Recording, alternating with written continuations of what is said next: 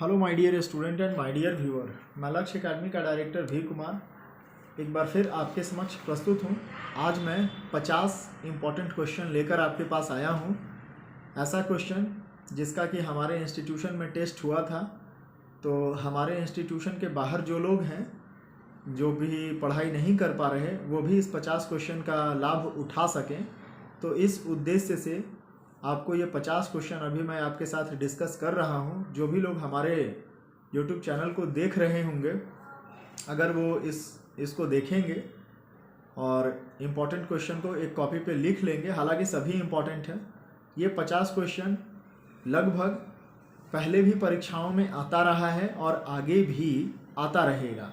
तो इसको आप कह सकते हैं कि ये 50 क्वेश्चन एवरग्रीन क्वेश्चंस है जो कि हमेशा प्रतियोगिता परीक्षाओं में आता रहा है और आता रहेगा। तो इसको हम लोग समझेंगे। चलिए देखते हैं। भारत में सूती वस्त्र उद्योग का सबसे बड़ा उत्पादक राज्य कौन सा है? आपके पास 4 ऑप्शन दिए जाएंगे, लेकिन अभी मैं यहाँ पर आपको ऑप्शन नहीं दूंगा, बल्कि आपको डायरेक्ट क्वेश्चन और डायरेक्ट उसका आंसर बताऊंगा, ताकि आप में से जो पढ़ने वाले विद्यार्थी हैं वो खूब बढ़िया से इसको याद कर लें। और ये सारा क्वेश्चन लगभग एसएससी जिसमें जीडी भी शामिल है, एसएससी और एसएससी जीडी, इसके अलावा रेलवे वगैरह का जो एग्ज़ाम है उसमें आपका काफ़ी यूजफुल है। आप अगर पढ़ने वाले होंगे, तैयारी करते होंगे, तो आपको खुद ही समझ में आ जाएगा कि ये क्वेश्चन यूजफुल है या नहीं। हालांकि बहुत सारा आपके पास भी क्वेश्चन का कलेक्शन होगा, लेकिन ये 50 क्वेश्चन आपके लिए काफ़ी इम्पॉर्टेंट होगा। तो चलिए उसमें देखते हैं। क्वेश्चन देखेंगे और उसका हम लोग आंसर देखेंगे, है ना। ऑप्शन इसमें नहीं दिया जाएगा। हमारे संस्थान में जो टेस्ट हुई थी उसमें ऑप्शन था, लेकिन आप लोगों के लिए ऑप्शन अभी नहीं दिया जाएगा। वीडियो काफ़ी लंबा हो जाएगा, इसलिए सिर्फ क्वेश्चन और उसका आंसर, ये आपको बहुत ज़बरदस्त फायदा करेगा। चलिए, भारत में सूती वस्त्र उद्योग का सबसे बड़ा उत्पादक राज्य कौन सा है? इसका जवाब होगा महाराष्ट्र। भूकंप को दर्ज करने वाले उपकरण कौन सा है? जवाब होगा, आंसर होगा सिस्मोग्राफ। नाभिक के बिना एक परिपक्व स्तन ग्राफ कोशिका है लोहित कोशिका। इसमें से कुछ क्वेश्चन अगर आप पहली बार सुन रहे होंगे, जो क्वेश्चन आपको नहीं आ रहा होगा, आप उसका कमेंट हमारे कमेंट सेक्शन में कर देंगे, उसके बारे में आपको विस्तार से बता दिया जाएगा। हीमोग्लोबिन में कौन सी धातु संविष्ट होती है? जवाब है, आंसर है लोहा। भारत का लौह पुरुष किसे कहा जाता है? आपको पता होगा, सरदार पटेल को। सिख सेना क्या कहलाती थी? खालसा सिख सेना थी, है ना, सिख सेना। वायु के प्रदूषण के लिए उत्तरदायी सर्वाधिक सामान्य कारण कौन है? तो ऐसे तो कार्बन मोनोऑक्साइड यहाँ पर ज़्यादा इसका जवाब होगा, लेकिन वायु का प्रदूषण का अगर बात करेंगे तो कार्बन डाइऑक्साइड, सल्फर डाइऑक्साइड और भी होगा, लेकिन सबसे ज़्यादा अगर देखें तो कार्बन मोनोऑक्साइड, जो कि ऑप्शन में होता है लगभग हर परीक्षा में, तो कार्बन मोनोऑक्साइड आप करेंगे। औद्योगिक क्रांति के फलस्वरूप क्या हुआ? तो औद्योगिक क्रांति के फलस्वरूप प्रदूषण में बढ़ोतरी हुई, है ना। ये भी क्वेश्चन पूछा जाता है आपको कि रोजगार मिला, तो बिल्कुल रोजगार भी मिलता है, लेकिन उसके साथ साथ प्रदूषण में भी बढ़ोतरी होती है। दूध को दही में परिवर्तित करने की प्रक्रिया क्या कहलाती है? जवाब है खमीरीकरण। एलोरा गुफाएं किसके समीप स्थित है? औरंगाबाद, महाराष्ट्र का औरंगाबाद। भारत के नागरिक कितने वर्ष की आयु में वोट दे सकते हैं? 18 वर्ष। द सैटेनिक वेसेंस के लेखक कौन है? सलमान रुशीद। जीवाश्म जीवों की आयु की गणना किसके द्वारा होती है? रेडियो कार्बन काल निर्धारण। गुच्छे कसी बीज किसके साथ के बीज होते हैं? तो लंबे बाल। ये क्वेश्चन सब बड़ा इंपॉर्टेंट है। अगला क्वेश्चन है, वायु में ध्वनि का वेग किस पर निर्भर नहीं करता? तो वायु की आर्द्रता पर। लेकिन यहाँ पर ध्यान देंगे, वायु में ध्वनि का वेग किस पर निर्भर करता है? तो वायु का घनत्व, वायु का दबाव और वायु का तापमान। डायनमो किसको परिवर्तित करने के लिए प्रयुक्त किया जाता है? तो यांत्रिक ऊर्जा को विद्युत ऊर्जा में। किससे प्रयोक्ता बकाया हिसाब पता कर सकता है और बिलों का भुगतान कर सकता है? तो एक वेबसाइट है ई कॉमर्स वेबसाइट। किस श्रेणी में सभी ऑक्सीकरण स्थितियों में नाइट्रोजन विविध प्रकार के यौगिक बनाती है? तो इसका जवाब होगा, आंसर होगा -3 से +3। C6H14 साइंस का क्वेश्चन है। C6H14 का अगला उच्च सजातीय कौन सा होगा? तो C7H16। अमृता शेरगिल किस रूप में प्रसिद्ध हैं? तो चित्रकार हैं। अमेरिका शेरगिल चित्रकार हैं। वेतन निधि सिद्धांत निम्न में से किनके द्वारा प्रतिपादित किया गया था? तो आंसर है J.R. हिक्स। ध्यान दीजिएगा, बहुत इंपॉर्टेंट क्वेश्चन है, बहुत बार पूछा गया है। वेतन निधि सिद्धांत किसके द्वारा प्रतिपादित किया गया था? तो आंसर होगा J.R. हिक्स। विज्ञापन देने के लिए होने वाले खर्च को क्या कहते हैं? विक्रीय लागत। कीमत प्रक्रिया किसकी एक विशेषता है? तो पूंजीवादी अर्थव्यवस्था की विशेषता है। संघ सरकार में मंत्री किसके प्रसाद के दौरान कार्यालय में कार्यभार ग्रहण करते हैं? राष्ट्रपति। मतलब ये क्वेश्चन है कि राष्ट्रपति के प्रसाद पर्यंत काम करते हैं, ठीक है। यानी संघ सरकार में जितना भी मंत्री होता है वो राष्ट्रपति के नाम से शपथ लेता है, तो इसको कहा जाता है कि राष्ट्रपति के प्रसाद पर्यंत सभी मतलब मंत्री परिषद अपना नौकरी पर रहता है। क्लियर है? संघ सरकार में किसी भारतीय राज्य के राज्यपाल की नियुक्ति किसके द्वारा होती है? भारत के राष्ट्रपति। ये सब क्वेश्चन आप पॉलिटिकल वगैरह में पढ़े होंगे, लेकिन यहाँ पर ये सारा क्वेश्चन हम सिर्फ इसलिए बता रहे हैं क्योंकि हमारे यहाँ जो टेस्ट वीकली टेस्ट होता है और पर डे जो टेस्ट होता है उसमें ये सब क्वेश्चन पूछा जाता है। तो अगर हम आपको ये क्वेश्चन बाय वीडियो के माध्यम से अगर बनाकर दे देंगे तो बहुत सारे स्टूडेंट ऐसा हैं जो कि कहीं दूर दराज दुर्गम इलाके में रह रहे हैं, अगर वो हमारे वीडियो से लाभान्वित होते हैं तो उद्देश्य बस इतना है कि आप अगर हमारे यहाँ पढ़ाई करने नहीं आ सकते हैं तो आप कहीं पर भी हैं उसका आप लाभ ले सकते हैं। इसलिए हमारे यहाँ से जो भी टेस्ट होगा, जो भी यहाँ पर लक्ष्य एकेडमी में टेस्ट लिया जाएगा, उसका क्वेश्चन आपको इसी तरह से यूट्यूब के माध्यम से दे दिया जाएगा। इसे आप देख लेंगे और इसको आप कॉपी पर अगर हो सके तो नोट डाउन कर लीजिएगा। बहुत ही काम का क्वेश्चन ये सब है।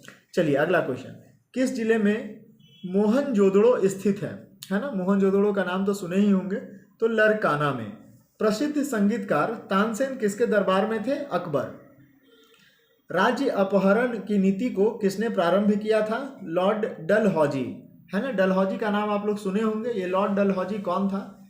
इसने डॉक्ट्रिन ऑफ लैप्स की नीति लाई थी। इस नीति के तहत वैसे राज्य आज़ादी के पहले का ये बात है, जो वैसे राज्य जिस राजा का अपना कोई संतान नहीं होगा, अगर वो अपना कोई संतान नहीं होगा तो उस राजा के मृत्यु के बाद उनका राज्य अंग्रेजी हुकूमत में मिल जाएगा।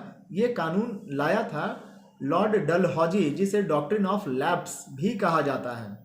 इसी का विरोध सबसे ज़्यादा रानी लक्ष्मीबाई ने की थी, क्योंकि रानी लक्ष्मीबाई का अपना कोई संतान नहीं था। तो आप समझ लेंगे डॉक्ट्रिन ऑफ लैप्स बहुत बार लगभग हर परीक्षा में ये क्वेश्चन पूछा गया है। क्लियर? चलिए अगले क्वेश्चन की तरफ। रबड़ के बगीचे कहाँ पाए जाते हैं? तो शीतोष्ण वन में रबड़ के बगीचे, है ना? 1 माइक्रोन किसके बराबर होता है? तो ध्यान देंगे 1 माइक्रोन 0.001 मिमी के बराबर होता है। इटाई रोग किसके द्वारा होने वाला विषाक्त के कारण होता है? तो कैडमियम की अगर अधिकता हो जाएगी तो इटाई रोग होता है। नीला हरा शैवाल किस समूह में सम्मिलित किया गया है? तो नीला हरा शैवाल साइनोबैक्टीरिया इसे कहा जाता है। साइनोबैक्टीरिया ग्रुप में शामिल किया गया है। निकट दृष्टता से पीड़ित लोगों को किसका प्रयोग करने की सलाह दी जाती है? तो आपका जवाब होगा कॉन्केव लेंस, यानी हिंदी होगा अवतल लेंस। एक प्रकाश वर्ष किसकी यूनिट होती है? तो दूरी नापने का यूनिट होता है प्रकाश वर्ष। बिट किससे संबंधित है? तो द्विआधारी अंक से, जो बाइनरी ऑपरेशन आप जो मैथमेटिक्स में पढ़े होंगे बाइनरी, उससे संबंधित है। लोहा किससे निकलता है? तो लोहा का इंपॉर्टेंट ओर है हीमाटाइट। ऐसे तो लोहा का बहुत सारा इंपॉर्टेंट ओर है, लेकिन सबसे ज़्यादा इंपॉर्टेंट है हीमाटाइट, है ना। इसके बाद कांच को नीला रंग निम्नलिखित में से कौन प्रदान करता है? तो कोबाल्ट ऑक्साइड। क्लियर। अगला क्वेश्चन, समुद्र में ज्वार भाटा किसके कारण होता है? आपका जवाब होगा सूर्य और चंद्रमा का संयुक्त प्रभाव होता है, तब ऐसा होता है। उत्तर ध्रुवीय अनुवर्य प्रदेश यानी टुंड्रा प्रदेश कहाँ है? तो ठंडे रेगिस्तान में। इस समय भारतीय कागजी मुद्रा कितने मूल्य वर्ग में मुद्रित की जाती है? आपका जवाब होगा 9। समाज सेवा के लिए मैक्सस पुरस्कार किसके द्वारा प्रारंभ किया गया है? तो फिलीपींस की सरकार के द्वारा। कावेरी जल की भागीदारी किनके किनके बीच है? कौन कौन से राज्य हैं कावेरी जल का? कौन कौन से राज्यों के बीच विवाद है? तमिलनाडु और कर्नाटक। रॉड लेवर का नाम किस खेल के साथ संबंधित है? तो आपका जवाब होगा लॉन टेनिस। निम्न में से प्राचीन युग कौन सा है? तो यहाँ पर आपको 4 ऑप्शन दिए गए हैं हमारे टेस्ट में, शक युग, बौद्ध युग, अकबर युग और विक्रम युग। तो आपको इसमें ये आंसर होगा बौद्ध युग, है ना। भारत में संचार का सर्वाधिक सुलभ माध्यम क्या है? समाचार पत्र। अर्थव्यवस्था में श्रम की आपूर्ति किस पर निर्भर करती है? आपका जवाब होगा जनसंख्या पर। बहुत इंपॉर्टेंट क्वेश्चन है, आजकल खूब इसका ट्रेंड चल रहा है। पूंजीवादी अर्थव्यवस्था की प्रमुख विशेषता क्या है? निजी स्वामित्व इसका सबसे प्रमुख विशेषता है। कोई राज्य निम्नलिखित में से किसके बिना अस्तित्व में नहीं रह सकती? यानी क्वेश्चन इसका ये आप लोगों के लिए होगा कि कोई भी राज्य किसके बिना अस्तित्व में नहीं रह सकती? तो आपका जवाब होगा लोकतांत्रिक सरकार, संसदीय सरकार और राष्ट्रपति की सरकार। जैसा कि आप जानते हैं कि हमारा देश जो है वह लोकतंत्र देश है, और संसद किससे मिलकर के बना होता है? तो संसद जो है वो लोकसभा, राज्यसभा और राष्ट्रपति, ये तीनों जब मिल जाते हैं, लोकसभा, राज्यसभा और राष्ट्रपति, तब संसद का निर्माण होता है। ये सब चीज़ आप लोग पॉलिटिकल में राष्ट्रपति। और मैं आपको एक बात और बता दूं, आप किसी भी परीक्षा को, कोई भी परीक्षा की तैयारी आप कर रहे हो प्रतियोगिता परीक्षाओं से जुड़ा हुआ, तो आपको ये बात मैं बता दूं कि आप राष्ट्रपति जो टॉपिक है पॉलिटिकल साइंस का, इसको आप खूब बढ़िया से तैयार कर लेंगे, राष्ट्रपति का टॉपिक, क्योंकि ये किसी भी परीक्षा में लगभग पूछा जाता है और आपके पास इसी से क्वेश्चन आते हैं। तो ये 50 क्वेश्चन, 50 जो इम्पोर्टेंट क्वेश्चन थे परीक्षा के लिए, वो मैं आपको दे दिया हूँ। आप इसको कॉपी पर उतार लेंगे, या मैं जो आप क्वेश्चन पूछ रहा था, क्वेश्चन बता रहा था आपको, उसके साथ आप अपना आंसर करते जाएंगे। और एक बात ध्यान देने वाली बात यह है कि प्रतियोगिता परीक्षाओं में आपका सिलेक्शन तभी होगा जब आपको ऑप्शन की ज़रूरत न पड़े। आप पूरा क्वेश्चन याद किए हुए हैं तभी आपका सिलेक्शन होगा। ऑप्शन देखने से अक्सर गलती ही होता है। तो मैथ्स का जो क्वेश्चन था, हमारे यहाँ जो टेस्ट हुआ था, उसका क्वेश्चन मैं अभी नहीं दे पा रहा हूँ आपको। सिर्फ जो जीके का क्वेश्चन था, करंट अफेयर्स का क्वेश्चन था, वो आपको दिया जा चुका है। आप इसको खूब बढ़िया से तैयार कर लेंगे। और मैं कोशिश करूँगा कि हमारे इंस्टीट्यूशन में जो पहले के टेस्ट सीरीज का जो पेपर है, वो मैं आपको यहाँ, हमारे यहाँ जब टेस्ट हो जाता है, तो उसके बाद फिर मैं आपको YouTube पर वो क्वेश्चन को डाल दूंगा, जिससे कि आप उसका आंसर करते जाएं, है ना, जिससे कि आपको भी फ़ायदा मिल जाएगा।